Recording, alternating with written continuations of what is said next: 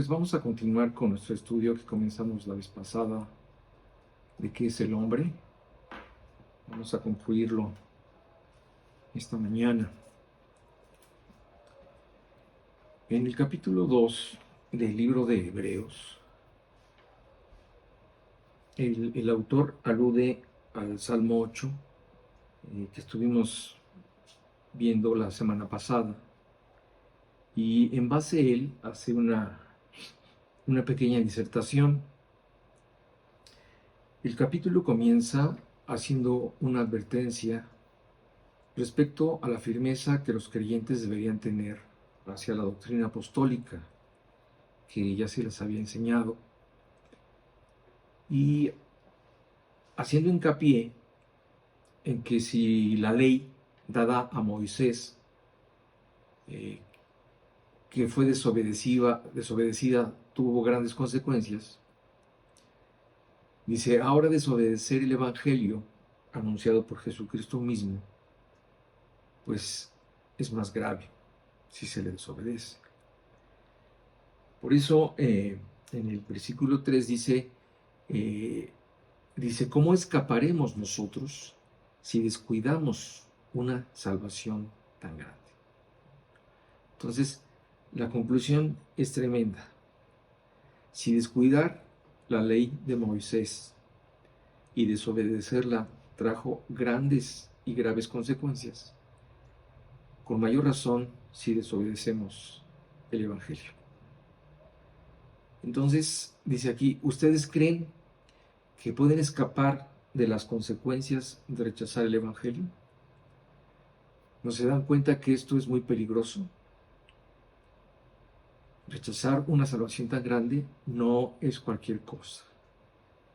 ¿Por qué? Porque trae consecuencias directas sobre la vida y sobre el alma de las personas. Como veíamos antes,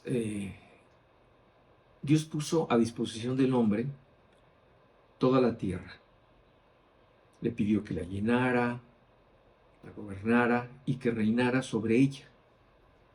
Una encomienda pues bastante grande y bastante importante.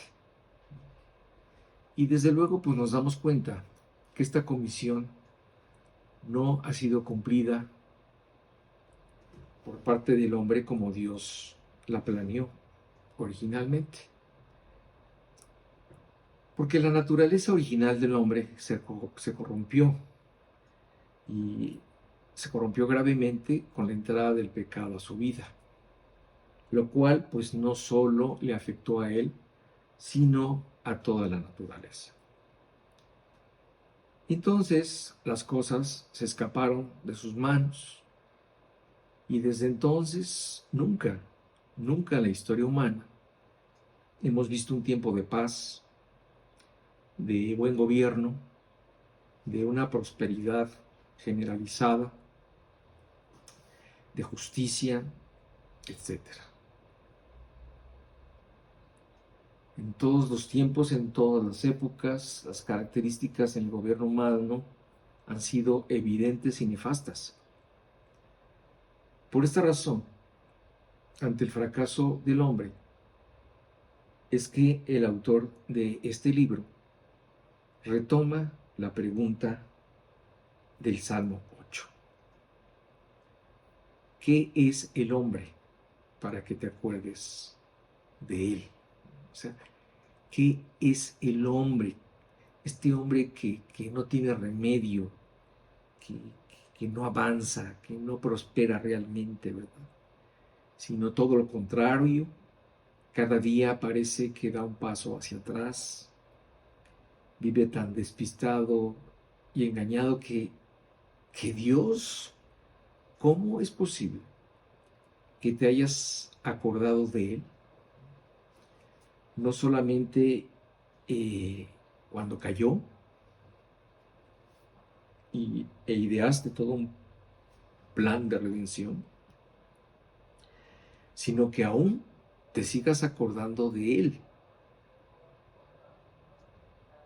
Es verdad que tu plan era que todas las cosas estuvieran sujetas a Él,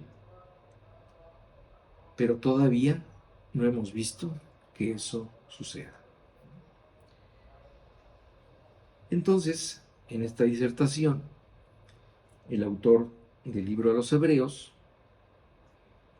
nos abre el panorama para que dejemos de ensimismarnos en el fracaso humano y pongamos los ojos en otro hombre, en el Hijo del Hombre, en Jesús, y en el futuro que nos depara con Él.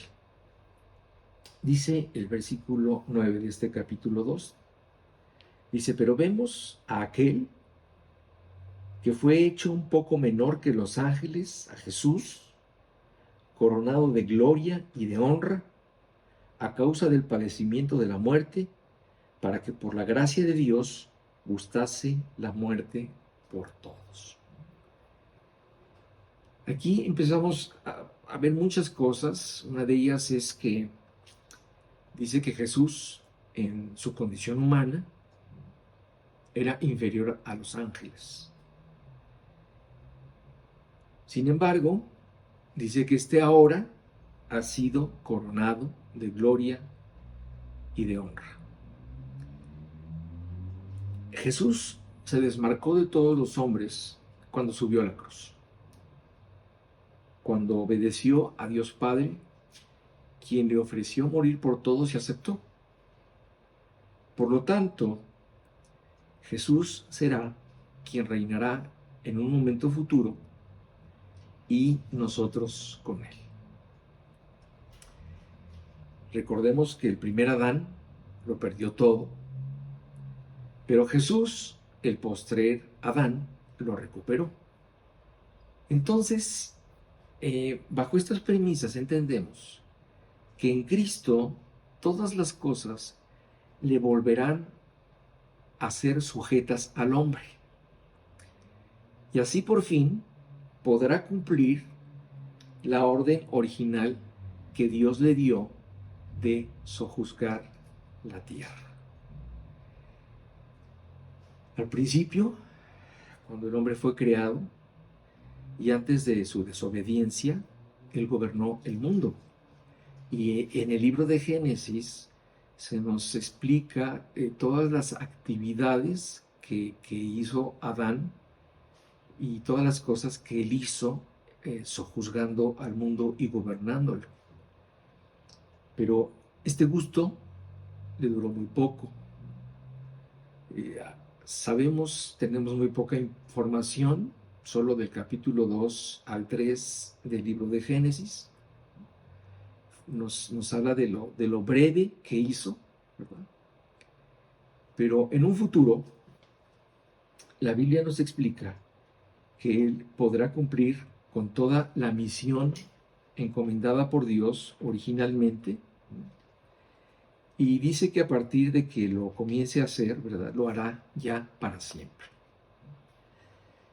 De esta forma, entendemos que aquella corona que perdió será puesta nuevamente en su cabeza y gobernará la tierra cuando se constituya el reino terrenal encabezado por el Rey de Reyes.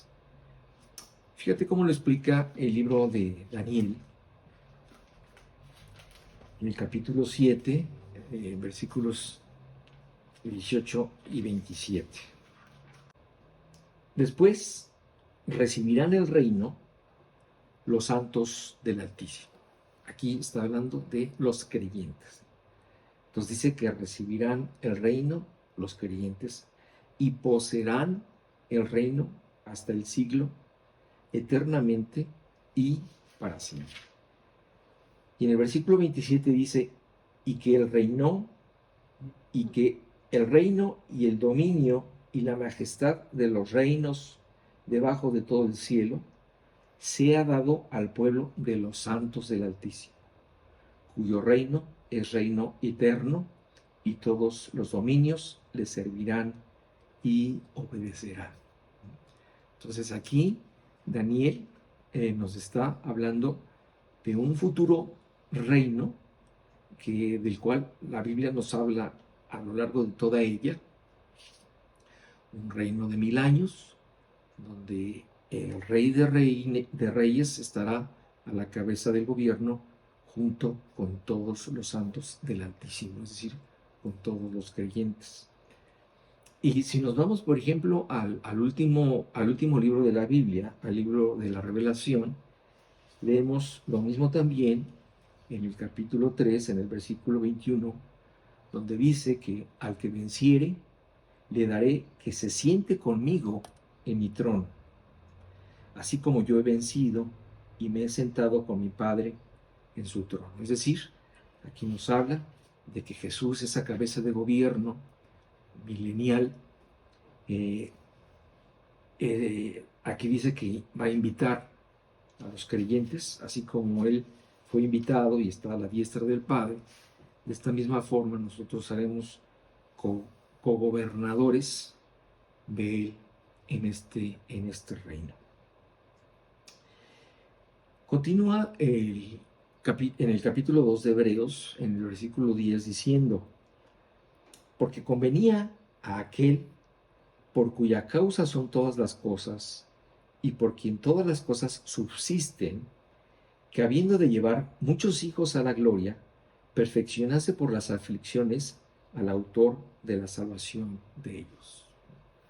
O sea, aquí hablando de Jesús, ¿verdad?, dice que esto fue lo más conveniente que le pudo pasar al hombre, que aquel que es el creador del universo y que además lo sostiene, tuviera como objetivo, a través de su sacrificio, llevar a muchos hijos a la gloria. Y agrega que toda la experiencia humana de Jesús, todas las aflicciones por las que Él pasó, incluyendo su muerte, lo capacitó para poderse compadecer de nuestras debilidades. Lo preparó para poder ser llamado, como dice aquí, el autor de nuestra salvación. Y para ser llamado, como apropiadamente lo llama el profeta Isaías, también un varón de dolores, experimentado en quebranto. Dice en el versículo 14 y 15 de este capítulo 2: así que, por cuanto los hijos participaron de carne y sangre, Él también, hablando de Jesucristo, participó de lo mismo, para destruir por medio de la muerte al que tenía el imperio de la muerte, esto es, al diablo, y librar a todos los que por el temor de la muerte estaban durante toda la vida sujetos a servidumbre. Entonces, aquí dice en estos versos, nos recuerda que Jesús se humanó, es decir, Él estuvo viviendo en un cuerpo de carne y sangre. Por sus venas corrió esta sangre que todos tenemos, ¿verdad? Y conoció el sufrimiento, la traición, la incomprensión y el dolor de muy cerca. Como dice más adelante, ¿verdad?, esto nos convenía, esto nos convino, el hecho de que Jesús se hizo hombre, y lo hizo porque Él tenía que ser semejante en todo a sus hermanos, es decir, tenía que ser un humano. Y así tenía que ser porque solo de esta manera, haciéndose hombre, podría representar al hombre y ser su sustituto en su sacrificio expiatorio de la cruz. Ahora, les digo que este versículo está cargado de información, porque después de que murió, ¿verdad?, Jesús, 3 días después, venció a aquel temido e irremediable destino del hombre, la muerte. Porque al resucitar, esta muerte quedaba sin efecto, quedaba eliminada y abolida la idea de que al morir terminaba todo. porque al resucitar Jesús le daba al creyente la esperanza de que todo aquel que creyera en él no moriría, sino que volvería a vivir. Fíjate cómo lo dice Juan en el capítulo 11, versículo 25 y 26, cuando dice: le dijo Jesús, yo soy la resurrección y la vida. El que cree en mí, aunque esté muerto, vivirá. Y todo aquel que vive y cree en mí, no morirá eternamente. ¿Crees esto? Y más adelante, en el capítulo 14, versículo 19, dice: todavía un poco y el mundo no me verá más. Pero vosotros me veréis, porque yo vivo, vosotros también viviréis. Es decir, es a través de la muerte y la resurrección de Cristo que nosotros tenemos la esperanza no solo de morir, sino también de resucitar como resucitó Él y no morir eternamente. Cristo mismo se pone como ejemplo y dice: porque yo vivo, vosotros también viviréis. Bueno, más adelante en el versículo 16 del capítulo 2 de Hebreos dice: porque ciertamente no socorrió a los ángeles, sino que socorrió a la descendencia de Abraham. Es decir, aquí nos dice algo que mencioné la semana pasada, acerca de que cuando el hombre cayó, ¿verdad? Cuando el hombre desobedeció, fue expulsado del paraíso, fue condenado a morir, Dios buscó redimir al hombre, pero no así a los ángeles. La Biblia nos dice que la tercera parte de los ángeles del cielo creyeron en Satanás y lo siguieron en su rebelión, y junto con su líder fueron expulsados de la presencia de Dios, y a partir de ese momento no dejaron de ser ángeles, sino que se convirtieron en ángeles caídos, en espíritus del mal. Y a partir de esa desobediencia, existió sobre ellos, se impuso sobre ellos una condena que no cambiará. Es decir, a diferencia del hombre que desobedeció y fue redimido, lo mismo no se determinó para los ángeles. Para ellos hay una condena que no cambiará y un juicio que habrá de realizarse sobre ellos al fin de los tiempos. En Judas 6 dice lo siguiente: y a los ángeles que no guardaron su dignidad, sino que abandonaron su propia morada, los ha guardado bajo oscuridad en prisiones eternas para el juicio del gran día. Y aunque este pasaje está hablando de otro tipo de desobediencia que se llevó a cabo por los ángeles en el capítulo 6 de Génesis, sí está claro que hay una sentencia para todos ellos, ¿verdad? Donde estarán guardados en la oscuridad en su propia morada, en prisiones eternas, para ser sacados y ser juzgados y más tarde ser echados al lago de fuego.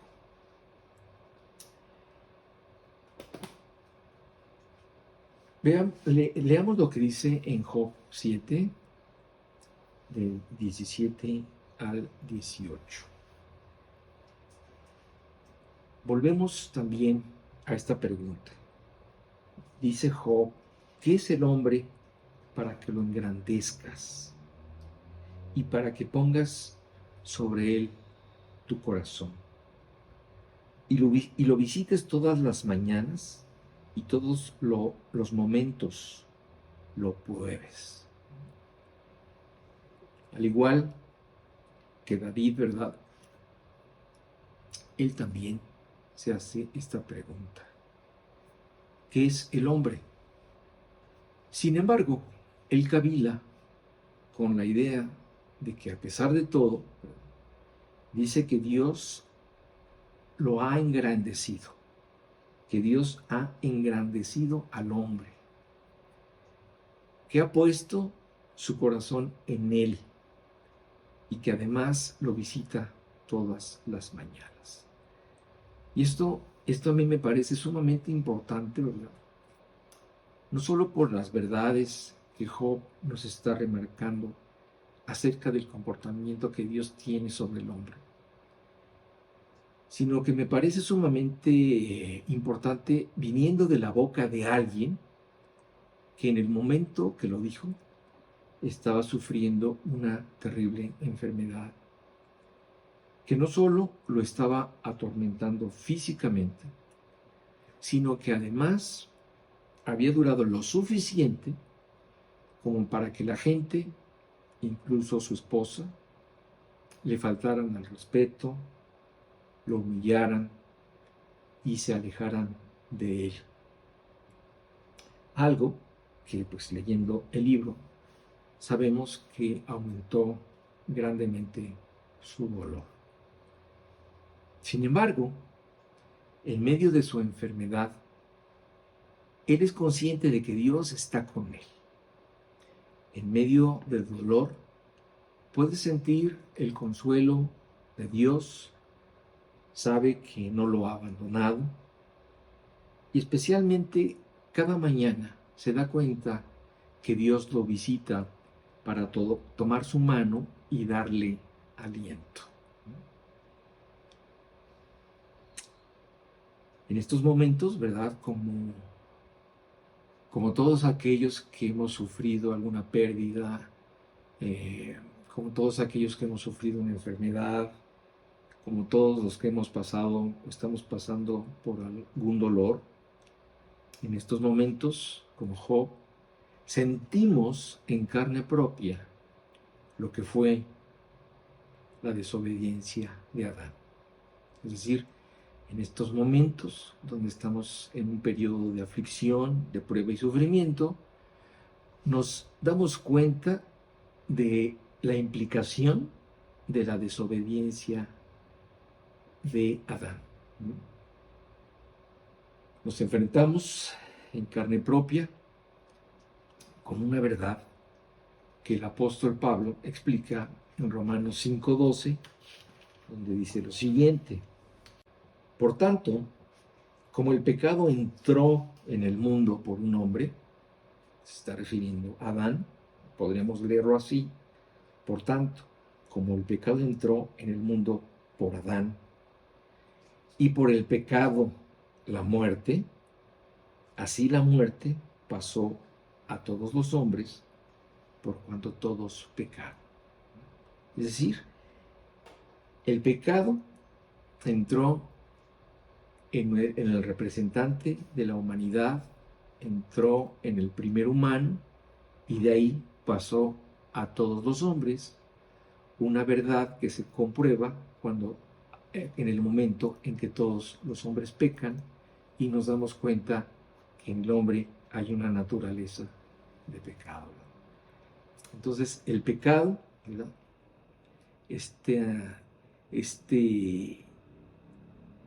Esta palabra de 5 letras, ¿verdad? En ella se resume todo el problema de la humanidad.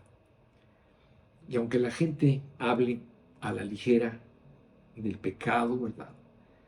Se solace con él, lo busque y aún lo presuma. El pecado, sin duda, es la fuente de todos los problemas que tenemos en el mundo. Porque antes de que entrara en nosotros, ¿verdad? En Adán no existía enfermedad, no había dolor, ni tampoco había muerte. Pero la condición humana cambió cuando fue contaminada con este virus que afectó al hombre en su físico y en su mente, y a toda su descendencia que somos nosotros. Regresando a Job, ¿verdad? Él nos dice, ¿verdad? Él se da cuenta también, dice que Dios nos está poniendo a prueba todos los días y de muchas formas. En su caso, como sabemos, ¿verdad? El primero fue despojado de todos sus afectos, después de todos sus bienes, y al final fue despojado de su salud.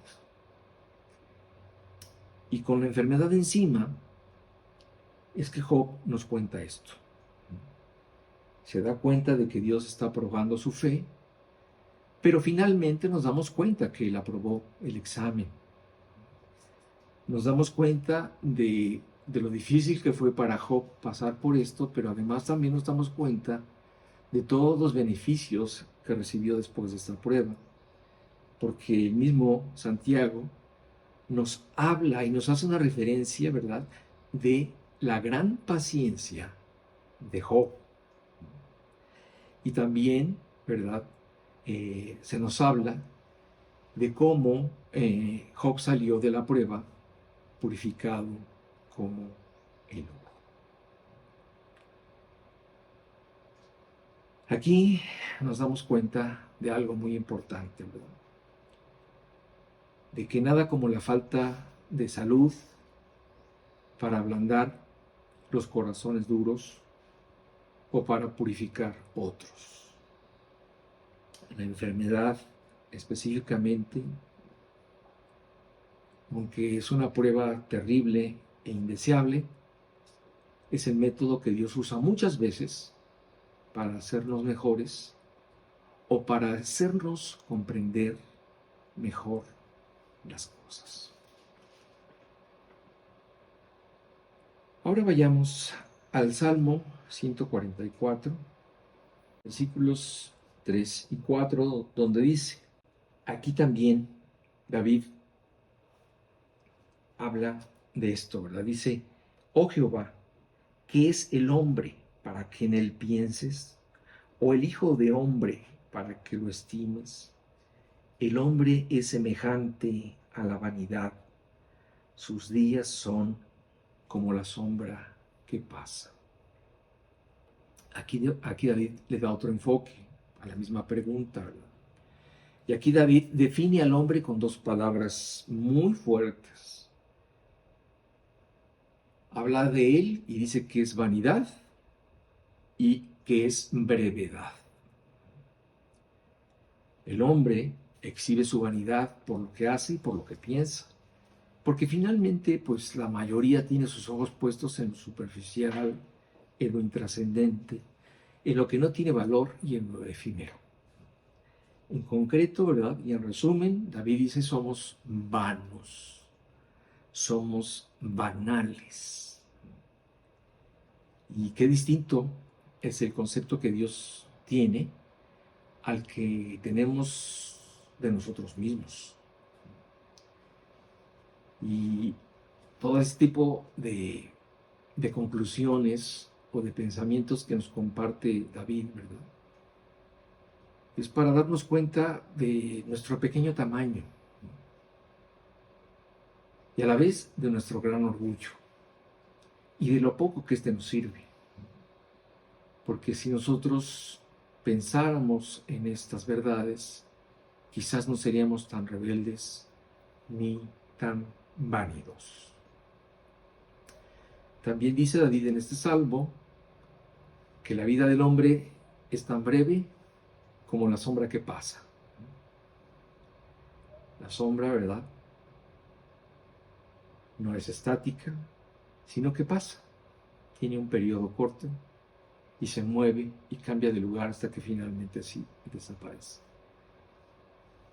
La vida es breve, sin embargo, ¿verdad?, algunos actúan como si nunca fueran a morir, como si fueran eternos. Sin embargo, la experiencia de todos los días nos cachetea, ¿verdad?, y nos hace recordar que la vida en realidad es muy breve. Y continúa David en el versículo diciendo, y dice, oh Jehová, inclina tus cielos y desciende, toca los montes y humea. Y aquí David nos da la pauta acerca de lo que tenemos que hacer. No podemos hacer otra cosa que pedirle a Dios que venga a nosotros, ¿verdad? Que se acerque a nosotros para recibir de su mano lo que Él tiene para darnos y así hacernos valiosos. Porque en realidad no tenemos ningún valor. Adquirimos valor cuando adquirimos a Dios. Así como tampoco tenemos nada que ofrecer más que una sencilla oración, una pequeña súplica en la que decimos, sí, sí Dios, ayuda. La conclusión es que tenemos que volver a Dios. Y si te preguntas, ¿es posible esto aunque me encuentre tan lejos de Él? ¿Es posible aunque esté hundido en el pecado? ¿Es posible aunque sea un incrédulo y un escéptico? Y mira, cuando a mí me hacen estas preguntas, yo simplemente les digo que prueben. Porque si han probado tantas cosas que solo les han hecho daño, ¿por qué no probar a Dios? Para un Dios, para un Dios que le es todo posible, Él fácilmente puede cambiar tu vida, cualquiera que sea tu condición. Es posible, ¿verdad? Porque dice la Biblia que Él vino a buscar a los desahuciados, pero cuyo corazón aún late. Vino a buscar a los que ya no tienen esperanza, pero tienen sed espiritual todavía.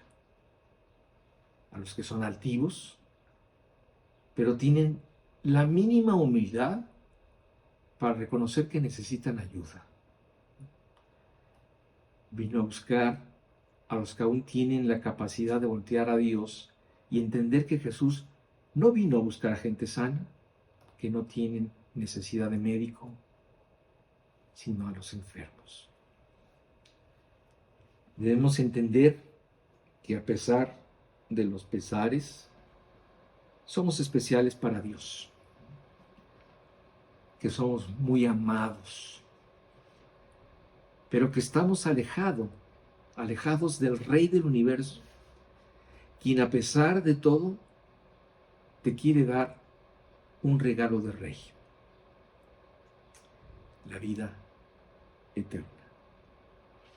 Él conoce tu pobreza espiritual, pero Él sabe que tiene poder para enriquecerte. Como dice en 2 Corintios 8:9, donde dice, porque ya conocéis la gracia de nuestro Señor Jesucristo, que por amor a vosotros se hizo pobre, siendo rico, para que vosotros, con su pobreza, fueseis enriquecidos. Esta es la clase de regalos que solamente Dios puede dar. Un regalo del Rey. Y yo creo que el mensaje es muy sencillo. Dios quiere rescatarte y salvarte y darte la oportunidad de comenzar, pero ahora de su mano. Este es el argumento desarrollado en toda la Biblia. Este es el propósito del hombre en la tierra. Encontrar a Dios, reconciliarse con Él, recibir la salvación y comenzar una relación con el Creador en tu aquí y ahora y conservarla por toda la eternidad. Fíjate cómo dice en Hechos 17, 26 y 27. Dice, y de una sangre ha hecho todo el linaje de los hombres para que habiten sobre la faz de la tierra, y les ha prefijado el orden de los tiempos y los límites de su habitación. Esto es lo que Dios ha hecho con el hombre. Lo ha puesto para que habite en la faz de la tierra, le ha prefijado el orden de los tiempos, ¿verdad? Y le ha dado el límite de una vida. Y esto lo ha hecho, aquí dice, ¿por qué lo ha hecho? Dice, para que busquen a Dios, si en alguna manera palpando puedan hallarle, aunque ciertamente no está lejos de cada uno de nosotros. Y mira, Pablo, ¿verdad? Pablo que pensaba en todas estas verdades y que las profundizaba y las masticaba y las analizaba. Pablo, sabedor de esta verdad, decía, sí, estamos plenamente confiados y preferiríamos estar fuera de este cuerpo terrenal, porque entonces estaríamos en el lugar celestial con el Señor. Esta esperanza que solo Dios te puede dar consiste en saber que con Cristo no importa que mueras, porque la vida continuará por siempre al lado de Él, en cuerpo, alma y espíritu. Bueno, hermanos, que Dios los bendiga. Maranatha.